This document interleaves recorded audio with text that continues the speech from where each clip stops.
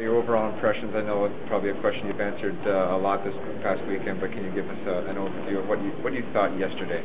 It did a wonderful job for the promotion of cycling in Canada, because I think the TV images that went out from that race yesterday were absolutely brilliant all over Canada, and indeed outside Canada, the 60 countries seeing me. So from the point of view of Canada and the point of view of Quebec and Montreal and French-speaking part of Canada, which obviously have a very interested in these events, it did a wonderful job, and I think a wonderful promotion for our sport. And so much UCI's point of view would be very happy.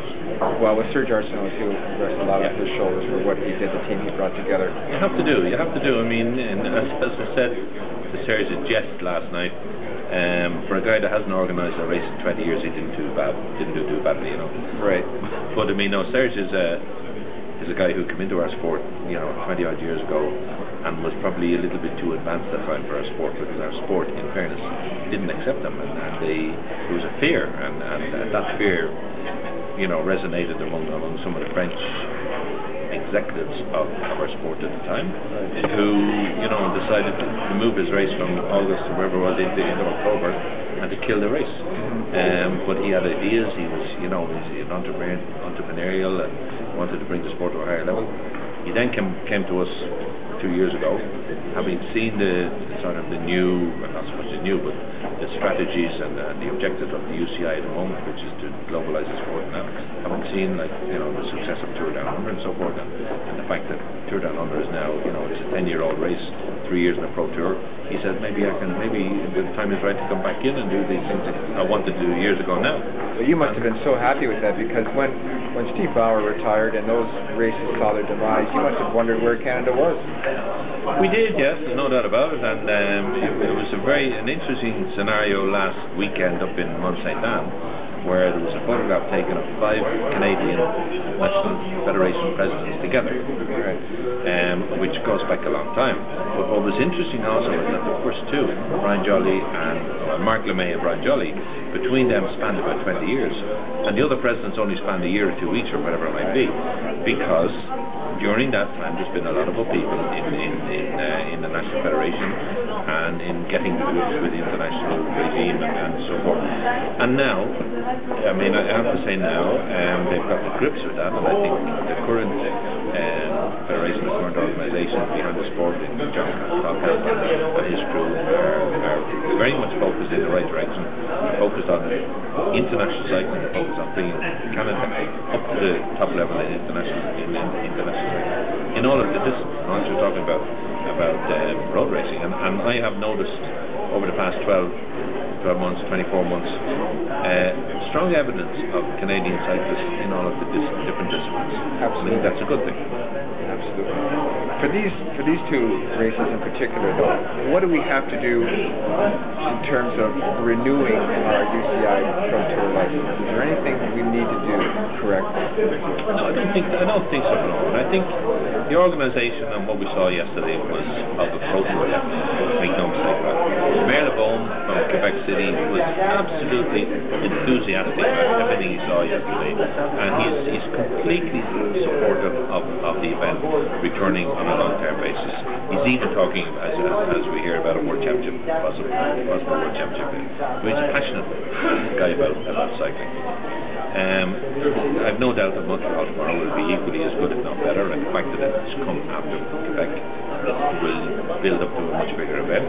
So from the point of view, and this is only the first year of a 5-year license period of these two events, there's, I have no doubt that these events will build in the next 2nd, 3rd, 4th, 5th year to be very big international sporting events in these two cities. And it's not a question of what you have to do to renew the license and keep the events. It's a question of what Canadian cycling can do to utilise these events to develop cycling in Canada.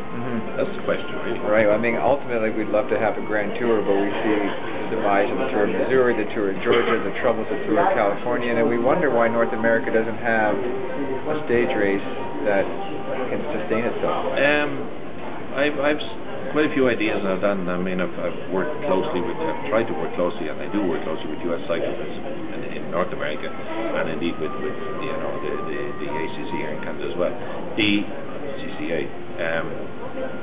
The situation in North America is, I can understand the difficulties because of the size of the continent, as against Europe, where you can run an international race and have international teams who only come from a 30 or 40 kilometer distance from you, so to speak, who are in neighboring countries, because in Europe all of the countries are neighboring, whereas in North America the states are not independent states, they're all part of the one country. But then there's also a factor which is I think a North American factor, in that organizers of events don't organize events necessarily to promote the sport and to help the sport develop, but to make money. Right. And so therefore it's more important for them to have 200 riders paying $60 to $100 apiece to ride a 2-day or a 3-day race, rather than having international teams in the race and the sponsor pays for the race. There's a fundamental philosophical difference there, and I do think that's changing. I do think that there are organisers now who are realising that UCI is important, having UCI labels important, having international events is important. There is a new Tour of Colorado coming on the scene next year, which by all accounts looks like an event which could be sustainable and which could continue. So I would still be very hopeful for the future. But also, as well as that, is the structure of the teams as well. There's been a lot of pressure on UCI to give delegations for Pro Tour or Pro Continental teams or Pro Tour teams to race in national events in America, and we've been reluctant to do it.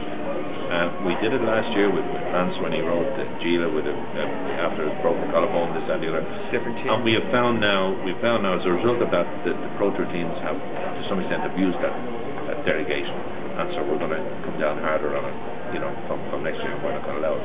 And I think we're right not to allow it, because I think there has to be a hierarchy in sport. And in any sport, at an international level, you've got the top teams that take part in the top events in the world, and you have second division teams, you have third division teams. I think that's the way it should be in cycling as well. And so therefore, when you qualify, or when you are lucky enough to some extent to arrive into a Pro Tour team, which is the first division team, you should consider that the only races you ride are against your peers. But you don't come home then to ride races against third category riders, because it's unfair to the third category riders. Absolutely. And it's not doing you much good either, so it's not doing the sport any good. So for that reason, I do think the hierarchy needs to be respected as well. It's amazing to me as UCI president how many topics, facets of the sport you're involved in, and how much your hand reaches out to, from the riders to the races, the delegation. It's amazing you have time. I know, yeah. My wife would tell you that she could do it. She could do it, but a little less time for doing that, But no, I think and a lot of people know that I come from a sports family, a cycling family. My father was cycling before me, 6 brothers who raced, and 2 kids who raced, nephews who raced. We're from the sports cycling family. We're involved in all the sport. I initially qualified as a PE teacher and taught for 10 years, and then that physical education teacher brought me into national coach of the Irish team in Los Angeles in '84. Right. And then Kellogg's Tour, Kellogg's Tours and the Nissan Classics, and completely involved in cycling all over the world. And it was in particular those two, the experience I had in Malaysia with organising the Tour of Langkawi for the best part of 10 years. Right. In the Philippines, organising the Tour of the Philippines for 3 years, I think it was. It was that also gave me the idea that this sport can be a global sport, and there is huge potential outside of Europe to develop cyclists and so forth. And it's that has driven me into, once I became president, into the objective of globalizing the sport, because I think there's huge potential. There's some wonderful athletes, potential athletes all over the world, and they just need that assistance, and they need the assistance of both the international federation to encourage their national federations to go and find these athletes and bring them forward. And I think the peloton is becoming more and more international as we speak, and which is a good thing. It's a good thing in relation to doping and the fight against doping, because you have different cultures, and some cultures who don't accept doping and so forth, which helps in the fight against doping. And I just think it's wonderful to see, and I there's a lot to be done yet. I've been 5 years president now. I have another 3 before I get elected again, and I would hope to go maybe for another term before I could achieve, the objectives I want to achieve. All right, one last question. If you could be any place in Canada tomorrow, where would it be? Montreal. That's a good answer. There you